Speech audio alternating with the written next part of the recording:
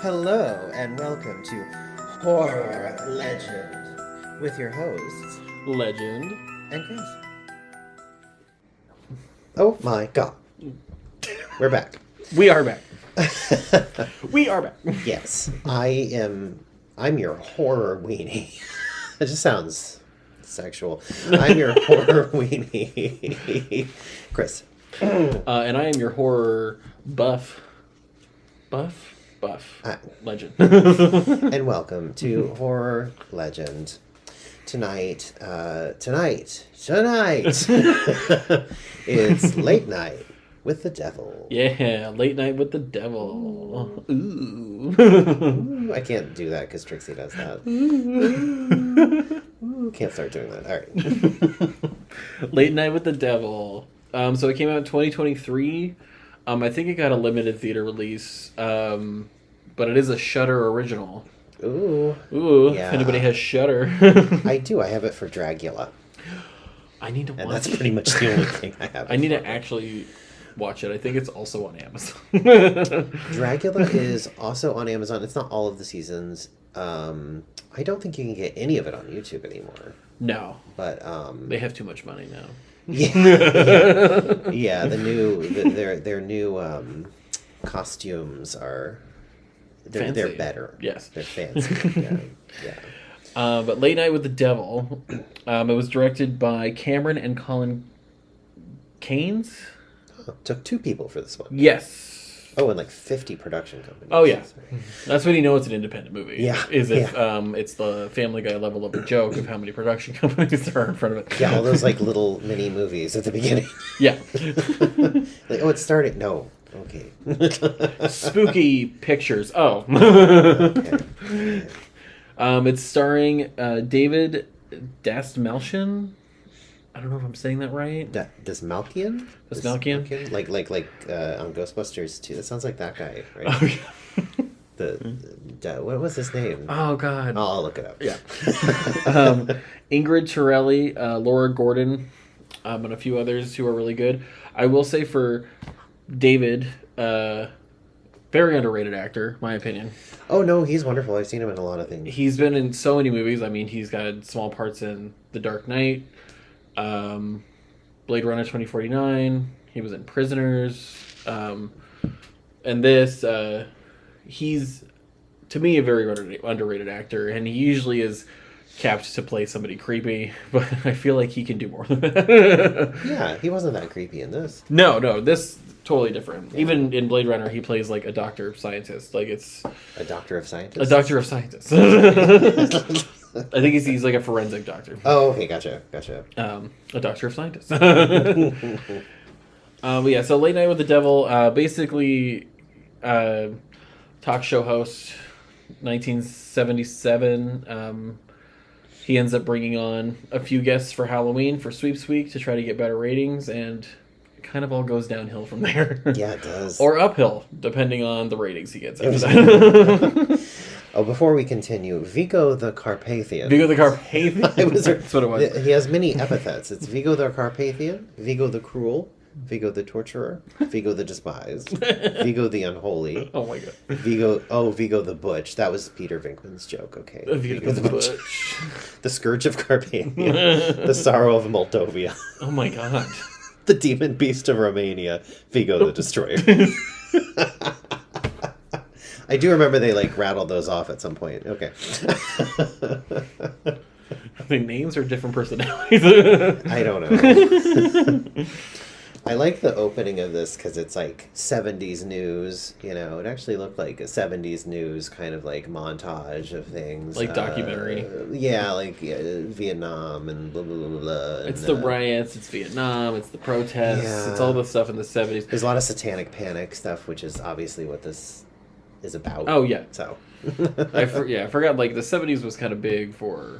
There was a certain period of time where satanic stuff did start coming into the whole thing. Yeah. Or at least the panic about satanic stuff. It was like late 70s into the 80s where, you know, Dungeons and Dragons was evil and, you know, all your kids are turning to Satan and Especially the 80s with Dungeons and Dragons. I mean, they thought their kids were getting wrapped up in all sorts of devil worship at Dungeons and Dragons. Oh, yeah. I mean, everything. Heavy metal music. Even Now even just seems really gay. yeah. Even the last season of Stranger Things did the whole Dungeons and Dragons is evil thing because I mean it was a staple in the 80s of it being demonic or whatever. Oh yeah, totally. Yeah. Yeah. So yeah, definitely that vibe. But yeah, I love the beginning where it's definitely like 70s documentary, opening with like what was going on that decade and then going into the life of this talk show host. Yeah. And it goes into the talk show, which is called Night Owls. Which honestly is such a Jack good name something. for it. It's Jack. Oh god, did I already forget the name? I forget his. I just know it's Jack, but you can look that up while. I do notice the prominence of owls in this movie also, yes. Which are at the talk show's Night Owls. There is sort of a leader of the ceremonies, later of this whatever cult, who has like this owl mask on. Speaking of, the beginning of this is kind of. Beginning of the talk show is kind of like a mockumentary first about sort of like a Illuminati Mason cult thingy, it does go through like his backstory, his life, because he's part of like a secret society, which is the Grove. A real one. Yeah, the Grove. Which is very like kind of Freemasons, Illuminati referenced, sort of weird. Yeah, it's where the kind of conspiracy of the Illuminati was one of the things that kind of set that conspiracy off. Yeah. Was like the Grove, and it's like a bunch of rich people, politicians, religious leaders, and a bunch of stuff. And what it's like, I think what the real one is supposed to be is they go to this place and they're just able to talk to each other about anything they want. They're not really supposed to discuss politics or religion or any of that. It's just supposed to be a break from all that. Oh, okay. I know that they do ceremonies and weird ritual stuff, and then they have the gigantic owl statue that speaks. Oh, so there is an owl. There is. Okay. Actually, House of Cards had this in it. Okay. They go to this place, but in House of Cards, I think it was a different animal as a statue. Okay. But the real one is an owl, and I know Walter Cronkite at some point was the voice of the owl when they would do the ritual. That's hilarious. He would talk through the owl. That's actually also funny. it's Jack Delroy. Night Owls with Jack Delroy. Delroy, thank you. Which is honestly such a good talk show name. Night Owls. I like it. Jack Delroy. Night Owls. Night Owls. My grandpa was in the Freemasons. Oh, was he really? Scottish Rites Temple or whatever. Yeah, I have all of his stuff. So he's trying to control the world. I'm just kidding. Nah, I doubt it. I doubt it. He didn't have enough money for that. I did inherit all of his like weird paraphernalia from that though, which is Do you still have that? Yeah, That's there's cool. like here's the weird thing. Okay, there's like it's like this glass pentagram thing that they use, but it's like it's like a window sticky. It has like a suction cup. It's hilarious. So he can, your pentagram on the go. It's just so funny because it's like they use these like obviously this particular group uses like symbolism and things like that are very occult, but yet they don't know what half of them don't even know. They just use it to make it look spooky, Yeah, these secret societies are a bunch of when you straight men who are idiots. Yeah, honestly. I mean, when you really go into the Freemasons or ever visit any place that was a Freemason like meeting place, it's all just like, they sat around and just talked about random stuff. Yeah. It was very, very boring as opposed to the conspiracy of the Illuminati that made the Freemasons and stuff like the Grove out to be. Yeah, completely. I mean, there might be something a little weirder out there, but who knows? Yeah. So, Jack's wife dies. Yes, she dies of cancer. Lung cancer. Lung cancer. Mysteriously. They had to make a point of saying that. Yeah, to make a point that she was a non-smoker. Yes. Who died of lung cancer. Which that happens all the time. But yeah. Anyway. A non-smoker. I was like, all right. He kind of goes into hiding, and then he brings the show back. Yes. With like purposeful controversy and like kind of Jerry Springer vibes. Except the guests aren't like fighting with each other. Well, there was one where they were kind of fighting. Oh, true. Yeah. And this all like culminates into like a Halloween episode that he's doing with psychics and skeptics and a girl that's supposed to be possessed and things like that. It's a last ditch effort to get ratings for his show after his comeback because it was going downhill again. And now they're doing this special Halloween episode for Sweeps Week, bringing in a medium and a skeptic and a possessed girl. And I'm sorry, I keep clicking my pen, I notice. I'm gonna put it the fuck down. I keep noticing like I'm making noises during this and I'm trying not to. Okay. The ticks are out tonight, ladies and gentlemen. They really are. His first guest. I'm like, I keep bouncing my leg up and down. Well, you can't hear that. Yeah. You can hear the clicking. You do have a tendency to slap the table, though. So. I know, and I can hear it. I whenever I'm editing some of these episodes, I can hear the loud bang, and I'm like, oh, that was me. Yeah. His first guest is Christou. Oh yeah, Christou, the psychic. The medium. Yeah. Which starts out as a very Sylvia Browne level. A very classic medium. If anyone doesn't know who Sylvia Browne is, she was a frequent guest on the Montel Williams show. Oh. And oh God, if you watch some of the clips, like watch the bad clips. Like you can go on YouTube and find like just her really like lowest lowest point clips. And she just talks like this, and like she's like this really low smokers, you know. Is it RFK? I know. And she's just it's bad. It's such hacky like psychic. Like shit. It's so funny. I'm getting an A, B. Yeah. Well, no, it's funny because she'll be like, "Oh, your husband, he died. It was cancer, right?" And then the lady's like, "No, it was. Go back and check. It was cancer." She'll just be so forceful with people. They like, didn't check the cancer. No, you're wrong. You're wrong. Trying to cover her own ass. Oh yeah, it's great. I love it. She just gets like so like mean. Sometimes it's great. It's like I don't mind a kind of cliched medium thing where it's like very vague things and whatever. If they're using it to like make people feel a little better, or something like that. Yeah, I'm fine with that. I mean, if you're exploiting people for money or making things worse, that's probably not the best thing to do. Yeah, psychics are like a slippery slope to me. It goes from like being a genuine helping people thing, to a money making scheme. Like it's just kind of it's a tightrope for me. Yeah, I've seen a few that I think are pretty legit, and some that. Sylvia Browne. Yeah, definitely. I mean, and even regardless of being like an actual psychic or not, some people just are a little more sensitive to people's feelings and things. And, absolutely. Yeah, even if they're just reading people in that sense. Hey, you're helping. Yeah. So there you go. As long as you're helping. As long as you're helping, and not. You're helping as long as you're helping. So his like hacky sort of thing suddenly goes into a very real reading of like a mother and a daughter. Her son committed suicide. Well, he kind of confirmed it or something, and it was very like it was like an actual like moment where he was like actually reading something that was happening.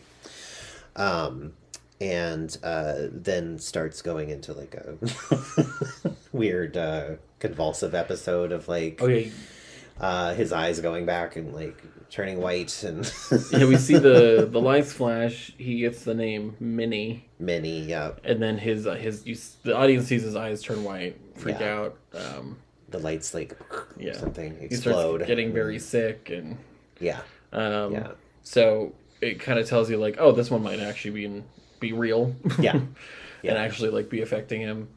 And then they go to a commercial. I do love the commercial breaks.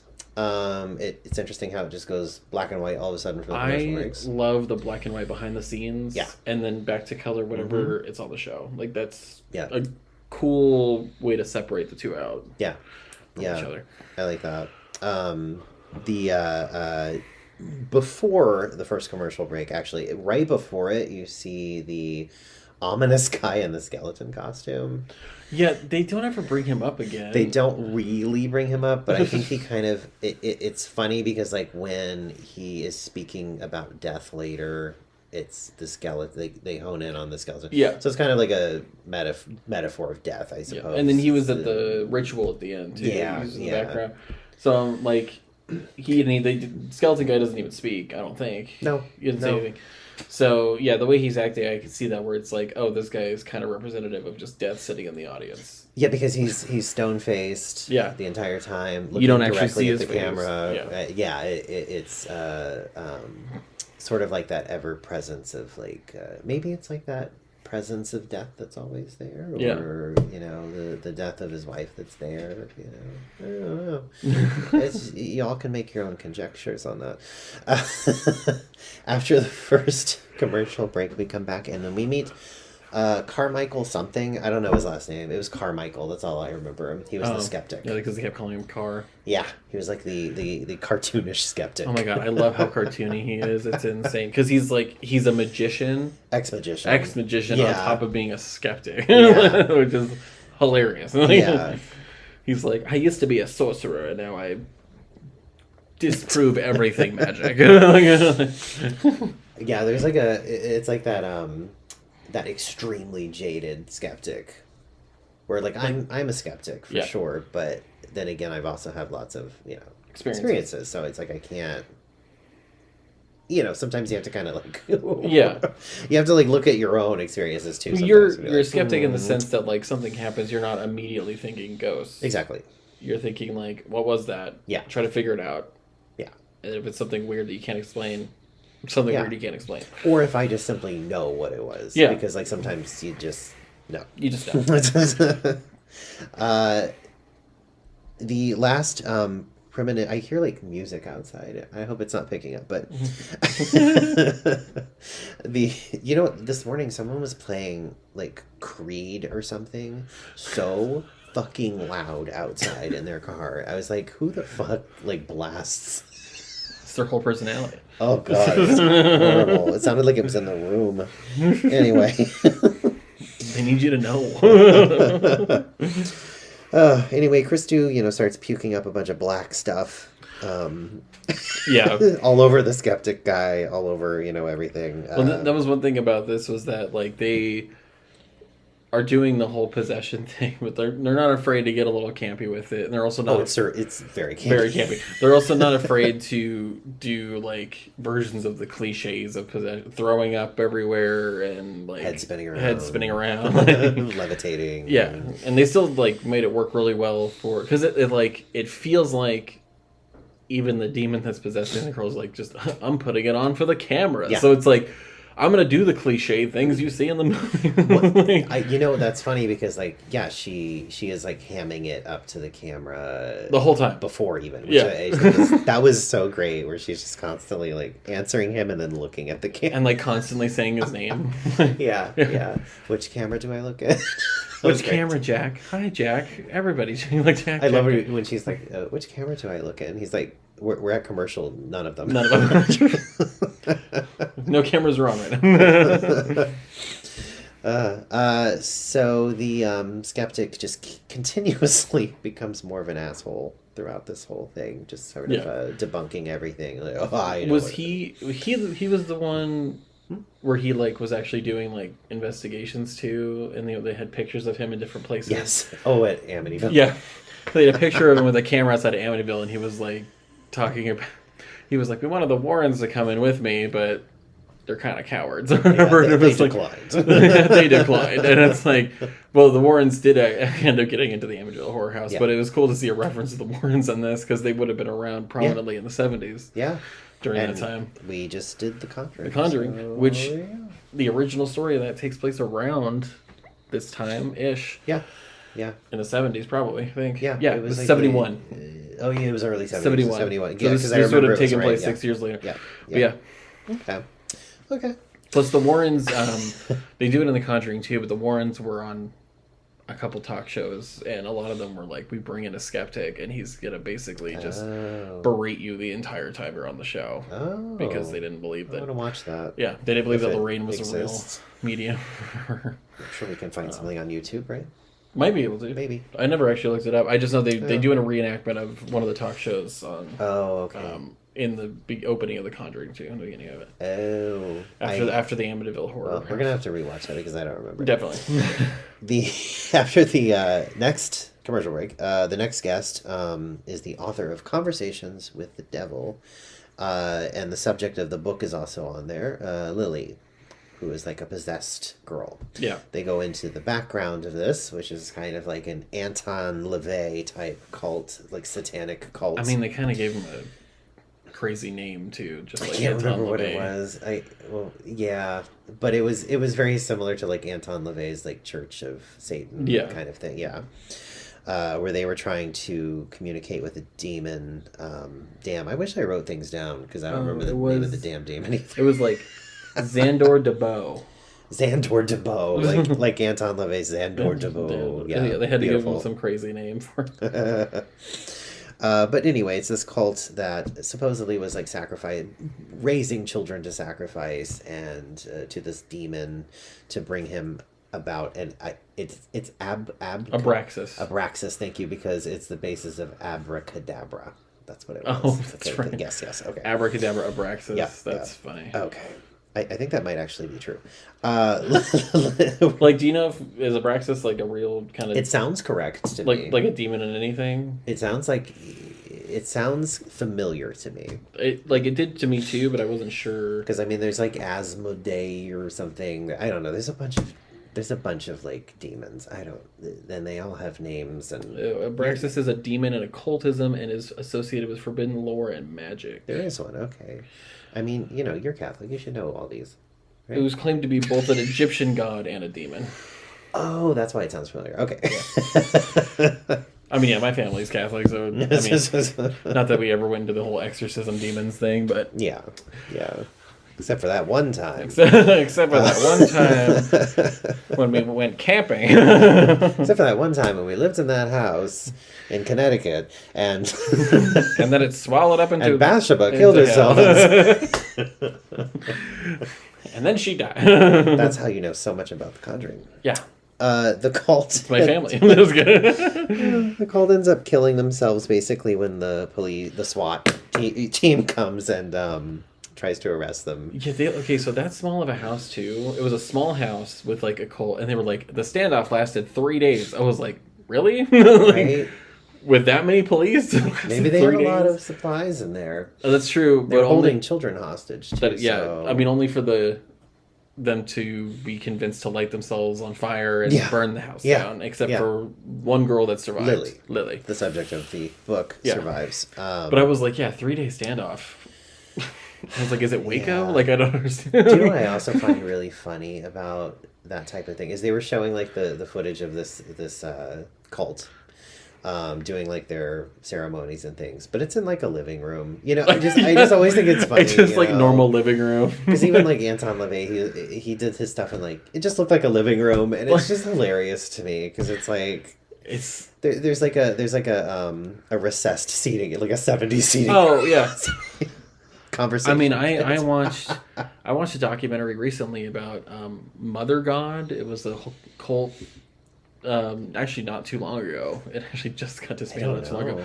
She just died from constantly drinking this silver stuff. It was the whole thing. But like they were in a house. It just was like, okay, this cult at this house. And it's funny because what it reminds me of is like, Amazon started somewhere in somebody's garage. I'm like, this cult started somewhere in somebody's living room. Then they got a compound. Then they got a compound. And then they get raided. Right? We meet Dr. June Ross Mitchell. See, I got a name. I got a full name. Full name. Who is the author of this book, and they come out, they sit down, and Lily is just staring directly at the camera. Whole time. Which I just love so much. Even when they switch cameras, she switches to that camera. Yeah, she switches to the camera, and it's and like he said, like, well, look at me. look at me. You don't look at the camera." And then she looks at him for like 2 seconds, and then looks And at looks the back camera. at the camera. And then the camera's behind her, and she turns And around. then she turns around to that Look at camera. the camera. It's just, that was good. Well, one note I had about this too is because of the way they film it, because it's filmed like a talk show. Yeah. Even the behind the scenes stuff, the way they film it is, they could totally turn this into a play. It felt like we were watching a play. It did. It's one set. Yeah.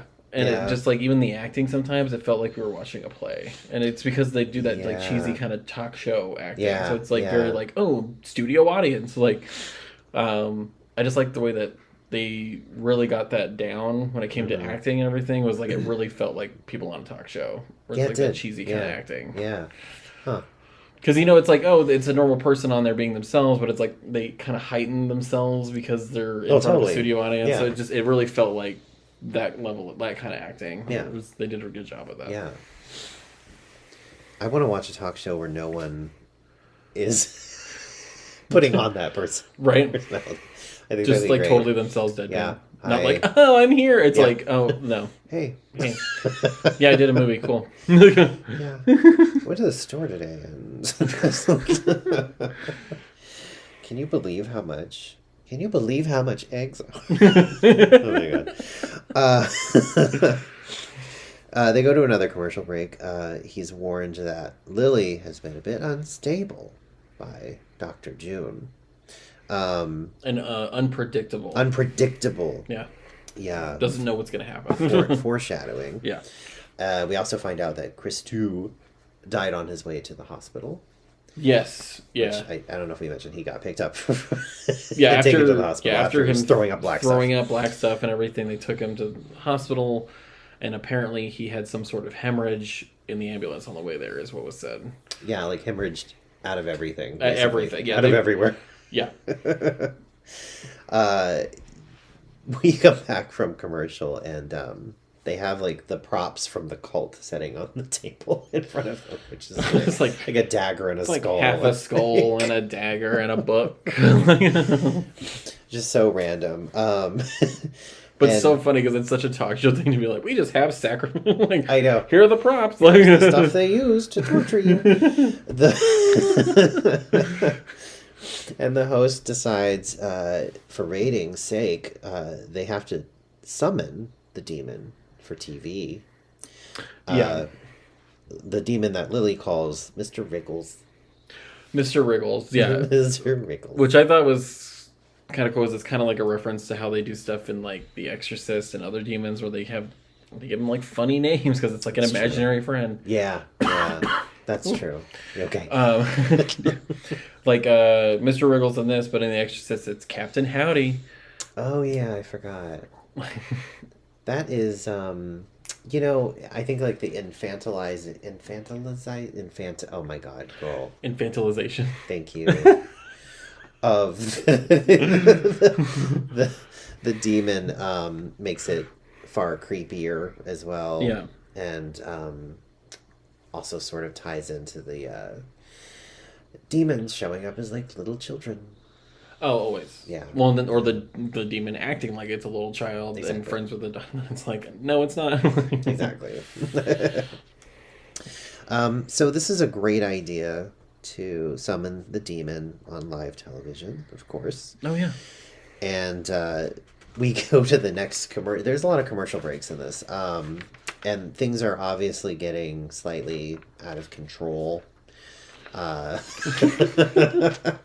You can already see things are getting a little out of control. I think there was like some lighting things and little like random things that happened first before they went to the commercial break. Yeah, it's like the camera occasionally would shift. Yes, and that's what it then was. you would see the lights flicker a little bit. There was a lot of like VHS kind of interference. Yeah. And I wonder if there's like things. I wonder if they hid something in those. I'm sure there like if you is. pause on it, like because they do it in the movie at some point where they go back So and they check do it the in the tape. movie itself, But I'm yeah. wondering if every time it does it, if there's something hidden in there. I imagine there is. That would be cool. Well, now we have to watch it. I know. Well, and then if you hear the cameraman the whole time, he's saying like, "I'm not getting it down here." Yes, and it's because yes. they're seeing it on the monitors. They're he's hearing not seeing and it on seeing the camera. things that are not there. Yeah, that's interesting. Yeah, because he keeps saying it. So now I'm thinking like they're actually seeing Yeah. the things that are hidden in those things because the monitors are still going up there. Yeah. That would be so creepy. You're like up in the booth, you're seeing this stuff, and the cameraman's like, "I'm not seeing it. Just keep going." And I you're know, like, right? "Demons." I just like touched my chest weirdly. It was like I was grabbing my boobs. I don't know why I did that. It's all this like exorcism talk. I know. I didn't have a necklace to clench. Doing something to me. The summoning begins. The demon addresses Jack directly to as his wife. Or says his wife's name, something. Says his wife. Keeps talking about Sounds like his wife, and then it sounds like his wife closer to the end of the yeah, yeah. And it's supposed to wrap up, but then she can't get the demon to go away. She can't put it back in the box. Yeah. So yeah, and the girl Lily her face starts changing, looking very much like Linda Blair in The Exorcist. Yeah, you get actually, like kind of like a few open wounds and cuts and stuff, and her eyes changing color and. It's like a very direct reference there, but yeah. Well, yeah, when her head spun around too. Yeah. And then you do get another VHS thing, but like this one, you can actually see. You can see the face that's like on the back of her head. Did you notice that? I don't think I did. You didn't notice that? Oh, because she's turned away from the camera, and then a face shows up on the back of her head, like just a flash of it. How did I miss that? I don't know. Oh my god. That's crazy. You're losing. I have to watch this movie again. Yeah, you have to watch it again, obviously. I'm losing my touch. I can't notice things. She starts levitating. She, God, like all the basic, all the possessions. All the basic stuff. possession. She starts doing things. all of it. The messed up face, the levitation, the spinning head, the throw up. And she says something about like, "Oh, it's good to see you again." He's like, "I haven't met you before," and she's like, "You saw me in the tall trees," and I don't know what that. We never really. Oh yeah, because they keep means. The tall trees. Are you talking about the tall trees? I don't know if they were talking about the grove. That's what I'm assuming. Or if it's when he like disappeared for months. Oh, there's that too. And he went somewhere. I'm not entirely sure. I don't know. I think they're talking about like the grove, though. That's what I was thinking. See, this movie. I don't know whether I should get into this now, but until we get to the end of it. But who cares? I don't have a lot of notes, so I'm just gonna go off on tangents. That's the thing, is like this movie, because it takes place in mostly one setting and it's like a kind of a continuous thing. Yeah. I didn't have a lot of notes to take. It was just like the little things that I noticed. It's mainly build up, and then something happens. Yeah. And then it's very It's very well done. See, that's the thing, is it was so kind of well done that I didn't have a lot of snarky remarks because it's campy as it is. Yeah. So it's like it's pointing to itself and laughing, so I can't really do that. True. But, it kind of reminds me a little bit of The Substance. Oh, okay. And sort of that vein of the story. Because he basically is sacrificing things for fame. Oh, true. Yeah. Yeah. And the end of it is basically him sacrificing his wife for fame. Oh, yeah. Yeah. Yeah. Yeah. That makes sense. Yeah. Like, sort of it kind of insinuates that the cult sort of took his wife. Yeah. So that he sacrificed her so that he could. It sounds like the cult of the grove. Yeah. Yeah. Yeah. Yeah. And he's like sacrificing things like his integrity, his wife, his just everything. Yeah. So I kind of got that sort of vibe from the story myself. No, I can completely see that. I like when the after the possession sort of like dies down, they go to another commercial break, and then the audience. It's just complete dead quiet. Oh yeah, everybody's silent. And then it starts picking up when people start talking. But I really liked that. And then it goes back again, and we're doing like the wrap up.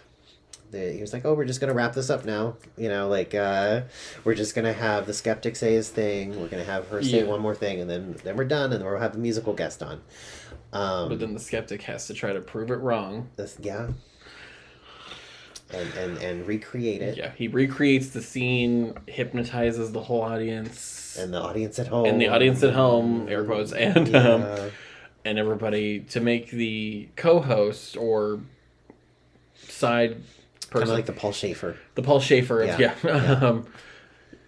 basically think, because he's afraid of worms, makes him think that there are worms coming out of his body and all of inside of his body. And then we get a whole scene of him ripping open his body and his body coming open with gigantic worm coming out of it and worms everywhere. Yeah. And I mean, I love it. It's very Cronenberg. Practical effects, always amazing. Love the practical effects, especially with the face, because it reminded me of that scene in Poltergeist when he's like tearing his face apart and stuff. Which was like super cool. And then he snaps his fingers, but it's not going away. Yeah. So for a second you think like, oh shit, something's actually happening, and like he lost control of it. Yeah. But then he says words, and everybody wakes up, and it was just like totally in everybody's heads. Yeah. Yeah. And they even say, like, other than like a couple people in the audience, everyone in the audience. I wonder if it was the skeleton guy. Oh, right. That's what I'm wondering. Yeah, because they don't say who in the audience, and I'm like, because they play back the video to see what they saw, and it was really just nothing happening. It was just him thinking there were worms in his body, and there wasn't, and you don't see anything. Yeah. And then they kind of prove. No, they want to prove the doctor and Lily's was like actually real. So they're like, by playing back the video, and they see that the video is there. It was not hypnosis. Yeah, yeah. It was not some form of hypnosis, as the skeptic thought. And of course, this is when the shit hits the fan. Yeah, because the skeptic starts, really arguing and like getting all like fired up, and then the girl starts like. Basically, she's like having an anxiety attack with all this like loud shit going on, and the demon is loose. she turns into like light. Her head splits open. I love, because like you can tell that like obviously the light and stuff, and she it's like the electricity from the monitor and like the lights like hitting her, and then her head splits open, and it's all this like light and just like heat coming out of her body. Yeah. And you can tell that's like CGI, but like the head splitting you can tell was practical. Yes, exactly. Which is really cool still. Yeah. But yeah, this is where she's like, I don't know, the co-host tries to run and she ends up snapping his neck with her mind or whatever. Yeah, yeah. Kills the doctor with her necklace. Yeah, like he like burns. His flesh burns. Oh yeah, the skeptic gets his flesh burned off. Yeah. Well, and it's because like the host says, like the co-host guy has the cross and he's trying to do the whole power of Christ. Power of Christ compels you. Snaps his neck, and then she tries to use the symbol that they used at her thing with the demon, and she ends up like lifting her up with her necklace into the air and like ends up cutting her throat open. What is it with these movies and women hanging and getting their throats cut? They're witches. I'm just kidding. Hereditary. There was another one. It just keeps happening. Yeah, what was the other one? I don't remember. There was another one, though. There was another one. We watched another one. Oh, it was Toni Collette again in the attic in Krampus. Yep. Toni Collette again. She keeps getting hung in the attic. Maybe it's just Toni Collette. Stop getting hung in the attic. God damn it. Damn it. The host kind of gets away behind the stage and ends up going into a weird... And then goes into a very strange Lynchian dream sequence where the show starts over and then it goes through like past episodes of the show and and then it's like the ritual of the grove, which is what you were talking about. It's like, oh, they're doing the ritual of the grove. And then the back opens up and then it's his wife in bed with cancer. And I don't know why, whenever that opened up and I saw the bedroom and everything, I was like, 2001: A Space Odyssey. Like, it was great. Yeah. Just looked like that. Yeah, totally. For a second. It did. With like the monolith in the room. 2001: Space Odyssey. And then, the wife is, saying like, you have to stab me with that ritual knife, basically. And like, you have to what you have sacrifice to me. do, You know what you have to sacrifice me. Sacrifice me. And so it's like either she was actually in on it with the ritual to make him famous, or it's him justifying the fact that he did that. And it almost like feels like both of these cults were like kind of working together to summon this demon too, because like the demon got like worldwide coverage, like it seemed like the demon was inside of that girl, like wanting like people to see, like I want everyone to see me. And specifically wanted to be with Jack. Delroy, exactly. And after he stabs his wife, we see that he was actually stabbing Lily. Yeah, he was actually to the ended up real world, killing kind Lily of. in the real world. Yeah. And then You hear sirens. And they're stuff. going to come to arrest him, obviously. And, Yeah. Yeah. And it's like, obviously it wasn't all in his head because, I mean, the person, like, all the people around him are still dead. Yeah. And everything. But it's like, it makes it seem like, you know, he's the one who lost it. Like, yeah, it's almost like that, the demon, sort of like that serial killer trope of the demon working through them and then and attaining notoriety and fame. 100%. Yeah, pretty cool. Well, and it's like that weird, like, even in Hereditary, that weird thing where, like, the people or the demon are, like, breaking the person down slowly. Yes, exactly. Until the very end when they can either get them in trouble. Uh-huh. Candyman did this too. Yeah. Breaking the person down slowly. Yeah. They either make them believe or they make them regret everything they ever did in the situation. Like, or it's the Invisible Man and she fucks him up. Oh yeah. Gotta do that one at some point.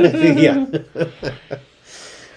Well, that was the ending, right? It was just yeah. Then that ended there. Yeah. For it, I mean, I loved like, I mean, just like the '70s talk show aesthetic. Yeah. Well, I like at the end it said like end of transmission or something, but then it said like it is done. It is done. Yeah. You know, it was like end of transmission shifts around. This says it is done. Then goes back to end of transmission. That's great. So the ritual was complete. Yeah. And then. But yeah, I loved the aesthetic of the movie, the way they filmed it. I mean, it felt very 70s talk show. Like, they're doing that heightened form of acting thing. Yeah. Every time they either have a commercial, it's always that, like, really cool artwork they do for night owls. And it's, like, a little thing. Yeah. Love the transition to black and white and color. I think that was a really cool way to do the behind-the-scenes portion of it. Well, if they have a Late Night with the Devil, too, we can find out what happened, what became of Asmodeus. What became of him? Yeah. Did he, open a little ranch, B&B ranch, in Visalia? I don't know. Yeah, I thought it was a very good movie. I mean, I would probably give it 4 worms out of 5. 4 worms out of 5. I'll give it. I'm gonna give it. I struggle between 3.5 and 4, because it wasn't really good, but it wasn't amazing. I'm gonna give it 3.5. 3.5. Just to be different. I'm gonna give it 3.5. Asmodii. 3.5 Asmodii. And I hope that I figured out how to say it correctly. David Desmalchen. I thought it was. Is it Desmalchen? Desmalchen. Let me look. No. That just seems wrong. Desmalchen. Wow, that is so weird. It should be like Desmalkian or something. Right? I'm hoping this gives him... I'm not saying how to say his name. I just, more prominence in the world of acting and pushes him more in the spotlight. Because he's had like these small roles here and there, except for this, which was like an actual starring role. One of the things he played in CW's The Flash was a character named Abracadabra. Full circle.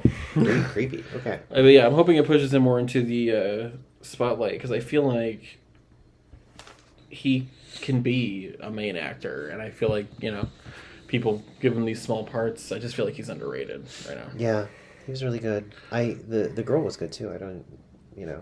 I thought actually she was really good, and the one that played the doctor was actually really good. Yeah, she was good. Yeah, I put great child actor because I feel like she did a good job. Oh, totally. Especially with like the demon possession. Yeah.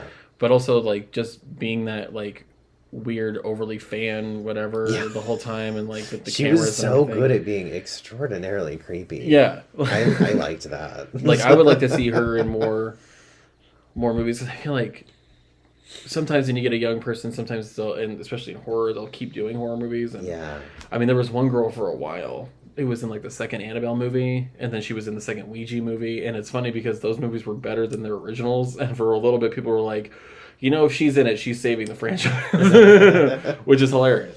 And she was pretty good. But yeah, I'm hoping she gets more of this. I feel like she would do really well in horror, but I feel like, you know, you can do anything, but like Yeah. do well in horror. Well, I think that concludes our episode. Yeah. You know, I find when the movies are well crafted, we have less to say. We get a little bit less to say. I mean, the last one we did was The Conjuring, which is a well crafted movie. Oh, that's true, and that was an hour and a half. Yeah, Almost. I mean that does have Hour a and true 20 story and minutes. everything else. There behind you it. go. Yeah. But yeah. I feel like, I mean, this is a shorter, more independent movie. Yeah. And put on Shudder. We did a lot of cocaine before the other one too. I'm just kidding. I'm just kidding. But my heart couldn't take it this time, so I was advised not to. I was told by my doctor, that I need to stop the cocaine addiction. I need to slow it down. They're like, you're doing that before horror movies? That's why you don't like them. No, is there a reason you are on anti-anxiety medication? Obviously, my opinion on horror movies doing this is changing a little bit. I'm appreciating them. I hope so. Much more. Obviously, I fell in love with horror at a young age, and I always have seen the merit of it just because, I mean, it's inspirational. I mean, you get movies that are like big budget horror movies. Oh, okay. I thought you meant like inspirational. Like, it's very inspirational. These are people that I want to become. Yeah. No, it's like you get big budget horror movies, that's cool, but then you have like movies that were made in the 80s and stuff by like college kids. Sam Raimi and Bruce Campbell made Evil Dead when they were in college. Yeah, and it shows. Yeah. I love it. But it's super independent. It's and it's like, when you get stuff like, oh, we filmed in the forest by we strapped a camera to a 2x4, just ran through the woods, and they can make it look that cool. It's like, exactly. That's inspiring to young filmmakers. They're like, you can do it. You don't need a shit ton of money. That is true. That is so true. Get a group of friends together like they did and just film a crazy movie. It's like, obviously they had a budget. It was an actual movie, but it's like, it's an independent horror movie. Like, you're doing little things to make it happen. And I don't know if I have the stamina because, God. I mean, seriously, like I wrote a movie script and we did like, you didn't film for this. This is someone else. No, I get it. I didn't know you filmed for. You've always known me. Filmed a promo reel for it and only did like 3 or 4 scenes from the movie, and that was like. I mean, tiny scenes. It was a 5-minute like promo reel altogether, and it took like 12 to 14 hours of a day just to do that. I mean, even doing the YouTube show we did, Idiot Box, which you had as a stage performance before that. Yeah. I mean, even filming those episodes took 12 to 14, 15 hours. It's amazing how long, and especially when it was live, it was, an hour. Yeah, like when I first went and saw it live, it was like an hour and a half. Yeah. And then when you asked me if I wanted to help make the thing, I was like, cool, I can film it. Not and then you realize it's gonna be like a 15-hour shoot day. Yeah. So I mean, we at least got one episode done per time we filmed. Yeah. But it was still 15 hours. Yeah. Oh, and I give you a promise: the third one will be done. Yes. Someday. Yeah. All right. We need to put the link somewhere so you guys can watch Idiot Box. But yeah, we did film a third one a long time ago, and it is a horror parody. Yeah. We just need to finish editing it. A lot of circumstances got in the way of that. So many. But yeah, I'm the cinematographer on it, and Chris here is the actor, creator, and the creator, co-creator, along with it was the co-writer too. Although I wrote a good portion of it, along with our friends Kyle and Max. Yeah. And it was a lot of fun. They passed on to Oregon.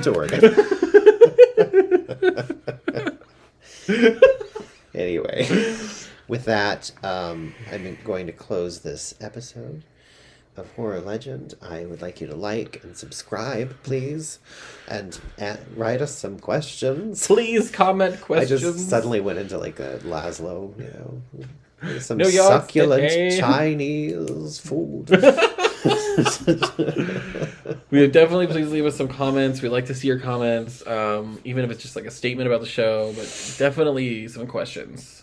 Yes. We would love to answer questions at the beginning if you have any about the movies themselves or us within reason. Yep. We would love to answer those. So, and tell your friends about Horror Legend. We could use some more subscribers on YouTube, followers on Spotify, and tell your enemies. Yeah. You know, because you got to keep them close. Yeah. Until next time, goodbye. Goodbye.